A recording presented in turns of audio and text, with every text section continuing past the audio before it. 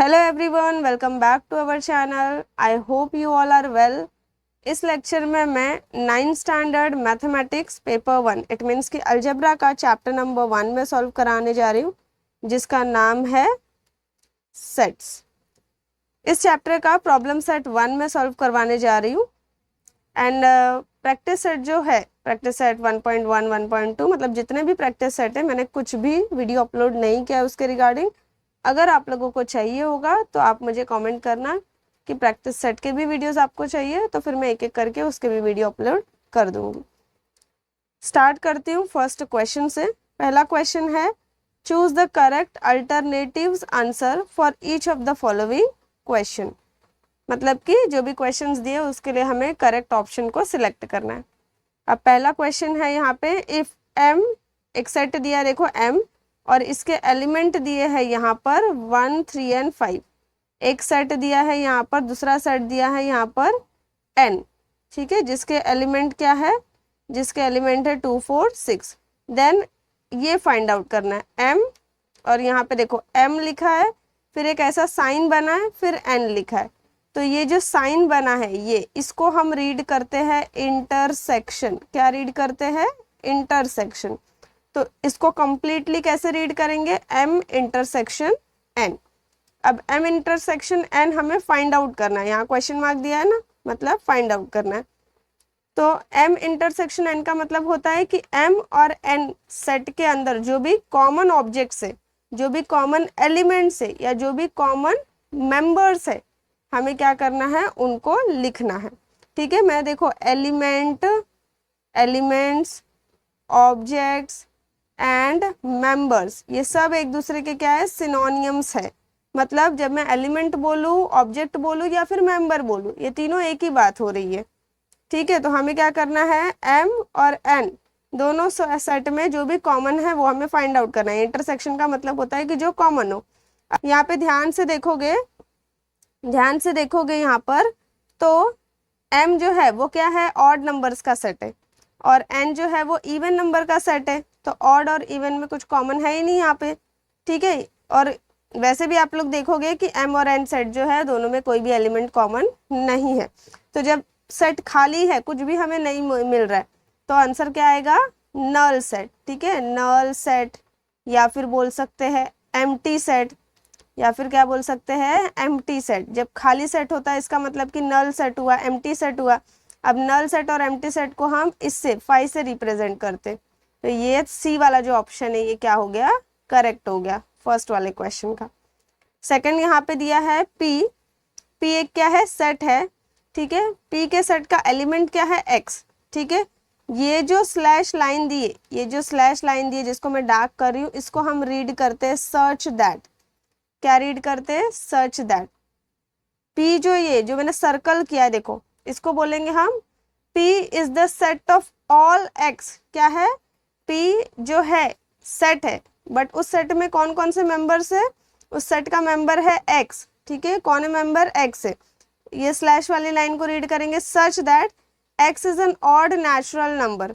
और x क्या है, ऑड नेचुरल नंबर से। अब नेचुरल नंबर तो इनफाइनाइट होते हैं, उसमें ऑड नेचुरल नंबर भी इनफाइनाइट होते हैं, लेकिन हमें क्राइटेरिया दिया है 1 less than x less than equal to 5। मतलब कि जो x है, मतलब कि जो x है वो क्या है, 1 से बड़ा होना चाहिए, 5 के इक्वल होना चाहिए। Less than and equal to 5 बोला है ना, तो 5 के इक्वल होना चाहिए। तो कौन कौन होते हैं, अभी देखो ऑड नेचुरल नंबर, 1 से बड़ा होता है 2, लेकिन 2 इवन होता है। देन 2 के बाद आता है 3, वो ऑड होता है, तो हमारे सेट में आ जाएगा। देन 4 इवन होता है, नहीं आएगा। 5 ऑड होता है, आ जाएगा। तो 3 एंड 5 होने चाहिए, मतलब सेट p के एलिमेंट क्या है, 3 एंड 5 है। अब 3 एंड 5 कौन से ऑप्शन में प्रेजेंट है, डी वाले में, तो डी क्या हुआ, करेक्ट हुआ। देन थर्ड है यहाँ पे p एक सेट है जिसके एलिमेंट्स क्या है, 1 to 10 सारे नंबर्स है। ठीक है, what type of set p is, set p कौन से टाइप का सेट है, जब भी आप सेट के एलिमेंट्स को काउंट कर पाओ, ठीक है, काउंट कर पाओ, तब वो सेट क्या होता है, फाइनाइट सेट होता है। अब यहाँ पे मैं काउंट कर पा रही हूँ, एन ऑफ पी कितना है, एन ऑफ पी है यहाँ पे 10, 10 एलिमेंट्स है, 10 मेंबर्स है, या बोल सकते हो 10 ऑब्जेक्ट्स है सेट पी में, तो मैं काउंट कर पा रही हूँ, तो मतलब कि ये कौन सा सेट हुआ, फाइनाइट सेट हुआ। देन फोर्थ है यहाँ पर एम, देखो पहले जो ऐसा वाला साइन था मैंने यहाँ पे क्या बोला था, इंटरसेक्शन, क्या बोला था, इंटरसेक्शन। अब ये जो यू वाला साइन है इसको रीड करते हैं यूनियन। यूनियन का मतलब आप समझ सकते हो कि कंबाइंड करना है, मुझे क्या करना है, दोनों सेट को कंबाइंड करना है। यूनियन हमेशा दो, दो से ज्यादा या 3, 4, 5 कितने भी सेट का हम फाइंड आउट कर सकते हैं, ठीक है। और अगर एक सिंगल सेट दिया है और दूसरा सेट एम्प्टी है तो भी यूनियन निकाल सकते हैं। तो यहाँ पे हमें दिया है, देखो एम यूनियन एन दिया है, यहाँ एलिमेंट्स दिए हैं 1 2 3 4 5 एंड 6, एम दिया है यहाँ पे 1 2 and 4, then which of the following represent set N, तो सेट एन कौन सा होगा ये हमें फाइंड आउट करना है, ए बी सी डी में से सेट एन कौन सा सेट हो सकता है। तो यूनियन यानी कंबाइंड होता है, तो अब हम क्या करते हैं, इसमें से देखो 1 जो है ये कैंसिल कर देते, 2 भी कैंसिल कर देते, 4 भी कैंसिल कर देते, मतलब हमें ऐसा सेट चाहिए जिसमें 3 5 एंड 6 होना चाहिए। अब 3 कहाँ पे है, यहाँ है, 3 यहाँ है, एंड यहाँ पे देखो 3 यहाँ और यहाँ तो है ही नहीं, तो हमें तो ऐसे ही ये वाले दोनों ऑप्शन को कैंसिल कर देना है। सही है ना, समझ में आ रहा है कैसे इजीली ऑप्शन कैंसिल हो गया। अब यहाँ पे हमें क्या चाहिए, 5 चाहिए। अब क्या 5 ए वाले ऑप्शन में दिया है, नहीं दिया है, इसको भी कैंसिल कर दो, तो ऑप्शन जो बी है वो क्या हो गया, करेक्ट हो गया। क्या हो गया, करेक्ट हो गया, देखो बी वाला। अब यहाँ पे बोलोगे 4 यहाँ भी है, 4 यहाँ भी है, तो आप लोगों को मतलब जब अगर मैं सपोज स्टार्टिंग से समझाती चैप्टर तो मैं आप लोगों को बताती, ठीक है, क्योंकि प्रॉब्लम सेट करते इट मीन्स की प्रैक्टिस सेट हमने सॉल्व कर लिया है, तो हमें थोड़ा बहुत नॉलेज हो चुका होता है, तो हमें ऑलरेडी पता होता है ना कि जो भी हम सेट लिखते हैं उसमें क्या होता है, एलिमेंट कभी भी रिपीट नहीं होता है। तो 4 और 4, देखो सेट एम में भी 4 दिया है, सेट एन में भी 4 दिया है, लेकिन जब हम एम यूनियन एन लिखेंगे तो हम 4 को एक ही बार लिखेंगे। कितनी बार लिखेंगे, एक ही बार लिखेंगे। तो बी वाला जो ऑप्शन है वो सेट एन को रिप्रेजेंट करता है। अब फिफ्थ क्वेश्चन है यहाँ पे, देखो पी सबसेट है एम का, P सबसेट है M का, then which of the following set represent P intersection, और ब्रैकेट में देखो P यूनियन M दिया है, कौन सा सेट रिप्रेजेंट करता है। अब इसको ना बच्चों कैसे सॉल्व कर सकते हैं, देखो P intersection P union M दिया है, ठीक है, क्योंकि P सबसेट है M का, P क्या है, सबसेट है M का, तो P यूनियन M क्या होगा पता है आपको, P यूनियन M M ही होगा। और P इंटरसेक्शन, अब यहाँ पे क्या आ गया, P इंटरसेक्शन M आ गया ना, सॉल्व किया तो हमने, फिर से मैं समझा देती हूँ। देखो इतना जो पोर्शन है ना P यूनियन M, ये क्या होगा, पहली बात तो P सबसेट है M का, P क्या है, M का सबसेट है, मतलब कि P के जितने भी एलिमेंट्स है वो M के अंदर प्रेजेंट है, तो P यूनियन M क्या होगा, बड़ा वाला सेट हुआ ना M, तो यहाँ पे P यूनियन M क्या होगा, M ही होगा। अब P intersection as it is मैं लिख देती हूँ, P इंटरसेक्शन M का मतलब क्या होता है, जो दोनों में कॉमन है, तो P सबसेट है M का मतलब कि P के एलिमेंट्स M के भी अंदर है और P के भी पास है, तो कॉमन क्या हुआ, P ही हुआ, तो P इंटरसेक्शन M क्या होगा, P ही होगा। तो इसका आंसर क्या आएगा, ऑप्शन ए P आ जाएगा। चलो इसके बाद सिक्स्थ वाला क्वेश्चन, सिक्स्थ है which of the following sets are empty set, कौन सा सेट एम्प्टी सेट है ये हमें बताना है। अब एक एक करके रीड करती हूँ। पहला देखो क्या लिखा है, set of intersection points of parallel lines, मतलब मैं अगर दो पैरेलल लाइन ड्रॉ करती हूँ तो दोनों पैरेलल लाइन में हमें इंटरसेक्शन पॉइंट कोई मिल रहा है क्या, नहीं मिलता है। पैरेलल लाइन का मतलब होता है ऐसी लाइन जो एक ही प्लेन में लाई करती है और कभी इंटरसेक्ट होती ही नहीं है, तो यहाँ पे बोला इंटरसेक्शन पॉइंट्स का सेट, तो कोई भी पॉइंट इंटरसेक्ट हो मिलता ही नहीं है हमें पैरेलल लाइंस में, तो मतलब कि यहाँ पर जो सेट ए है, यही ए वाला ऑप्शन ही क्या है, एम्प्टी सेट है।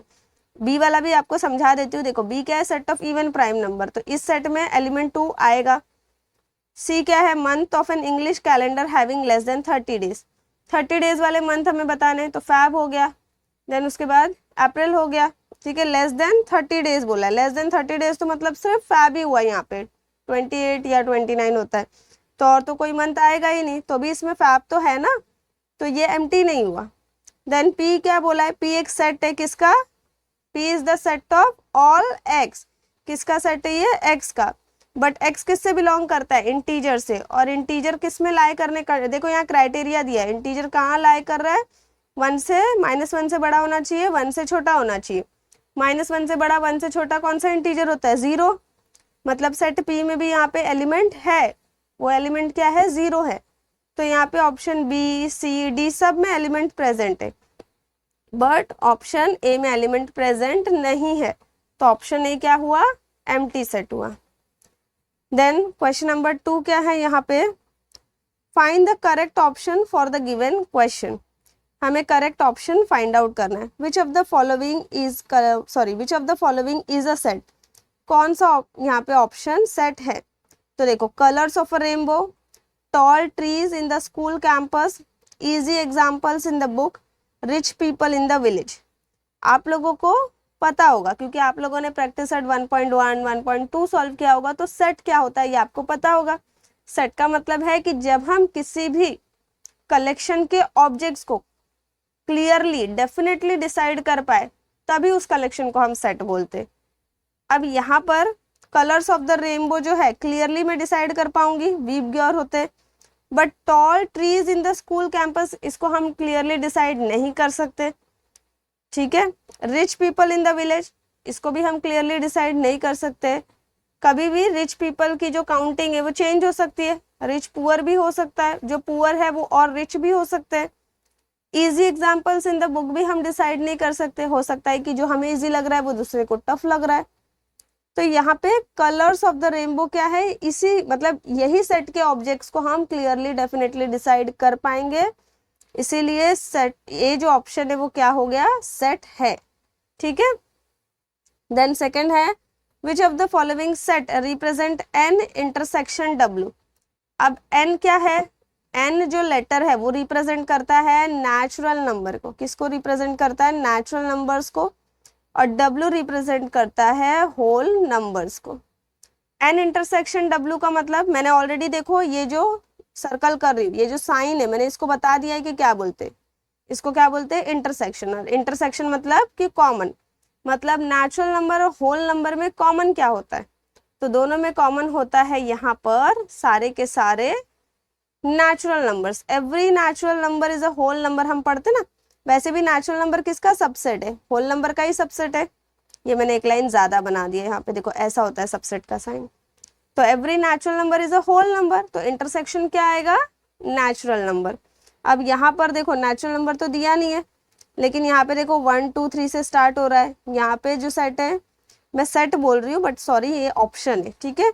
यहाँ पे जो ऑप्शन बी है इसके यहाँ पे एलिमेंट जो है 0 1 2 3 है, ऑप्शन सी में सिर्फ एक ही एलिमेंट है 0, ऑप्शन डी एम्प्टी है। तो मैंने क्या बताया कि नेचुरल नंबर और होल नंबर का इंटरसेक्शन क्या होता है, नेचुरल नंबर होता है, क्योंकि every natural number is a whole number हम बोलते हैं। और नेचुरल नंबर होल नंबर में कॉमन क्या हुआ, सारे के सारे नेचुरल नंबर हुए, तो यहाँ पे नेचुरल नंबर 1 से स्टार्ट होते हैं, इसीलिए ऑप्शन ए क्या है, करेक्ट है। थर्ड है यहाँ पे पी, अगेन एक सेट है, किसका सेट है, ऑल एक्स का, और एक्स क्या है, is a letter of the word Indian, तो हमें यहाँ पे correct option. Then which of the following is the set P in a listing form, listing form में कौन सा सेट आएगा ये हमें फाइंड आउट करना है। देखो यहाँ पे ध्यान से देखो, यहाँ पे लेटर आई है, एन है, ठीक है। अब जब भी हम सेट लिखते हैं तो हम एलिमेंट्स को रिपीट नहीं करते, जब भी हम सेट लिखते हैं हम एलिमेंट्स को रिपीट नहीं करते हैं, ठीक है। जो भी एलिमेंट्स हम लिखते हैं उनके बीच में हमें कॉमा लगाना होता है, ऑर्डर मैटर नहीं करता, किसी भी ऑर्डर में लिखो, जरूरी नहीं है आई पहले लिखना है, सॉरी जरूरी नहीं है ए पहले लिखना आई बाद में लिखना है, ठीक है, कुछ ऑर्डर मैटर नहीं करता है। अब यहाँ पे देखो ध्यान से एक एक करके मैं ऑप्शन को कैसे कैंसिल करते जाऊंगी। देखो यहाँ पे आई दिया है तो हमारे ऑप्शन में आई होना चाहिए या नहीं होना चाहिए, तो यहाँ पे आई नहीं है, इसको कैंसिल कर दो। रिपीटेशन नहीं होता है, इसको कैंसिल कर दो, ठीक है। अब यहाँ पे 3 लेटर दिए, देखो आई एन एंड डी, ए नहीं दिया, इंडिया में ए होता है ना, ए नहीं दिया, मतलब कि ऑप्शन बी क्या है, करेक्ट है, ठीक है। देन फोर्थ वाला क्वेश्चन देखो, टी एक सेट दिया है जिसके एलिमेंट है 1 2 3 4 5, एम एक सेट दिया है जिसके एलिमेंट है 3 4 7 8, then T union M find out करना है। यूनियन का मतलब होता है कि मर्ज करना है, कंबाइंड करना है, बट कंबाइंड करते हुए मुझे कुछ जैसे बोलते हैं ना रूल्स का ध्यान रखना है कि एलिमेंट रिपीट नहीं होना चाहिए, इस रूल का मुझे ध्यान रखना है। अब T यूनियन M करना है, ठीक है। तो T यूनियन M मतलब कि यहाँ पर 1 होना चाहिए ना, क्योंकि 1 T में है, भले ही M में नहीं है, लेकिन जब मैं कंबाइन करूंगी तो 1 तो आएगा ना T यूनियन M में। तो यहाँ पे ऐसा कोई सेट है क्या जिसमें 1 नहीं है? हाँ, D है यहाँ पे, तो ये कैंसिल हो गया। A, C और B में से कुछ भी हो सकता है हमारा आंसर। अब यहाँ पे 2 दिया है, देखो तीनों सेट में 2 दिया है, A में भी 2 दिया है, C में भी 2 दिया है, B में भी 2 दिया है, तो इसको कैंसिल नहीं करेंगे। यहाँ 3 दिया है, देखो B में दिया है A और C, तीनों में 3 दिया है तो रहने दो। देन यहाँ पे 4 दिया है, क्या देखो B में देखो मुझे मिल गया, यहाँ पे 4 नहीं दिया है, तो ये भी ऑप्शन कैंसिल हो गया। अब मेरे पास कौन से दो ऑप्शन बचे? A and C। अब देखते हैं A एंड C में से क्या आएगा। अब यहाँ पे देखो 8 दिया है यहाँ पे M में, लेकिन यहाँ पे T में 8 दिया है क्या? नहीं दिया, लेकिन कंबाइन करूंगी तो 8 तो आएगा ना। तो 8 कहाँ दिया है? C में दिया है, मतलब कि C क्या हुआ? करेक्ट आंसर हुआ, ठीक है। तो ये मैंने क्या किया, आप लोगों को क्वेश्चन नंबर 1 एंड 2 सॉल्व करा दिया है। वीडियो पसंद आया तो मुझे कमेंट करके ज़रूर बताना कि वीडियो अच्छा लगा। और बाकी के जो क्वेश्चंस है, क्वेश्चन नंबर 3, 4, इसके लिए मैं लेक्चर नंबर 2 बना दूंगी और आपको समझा दूंगी।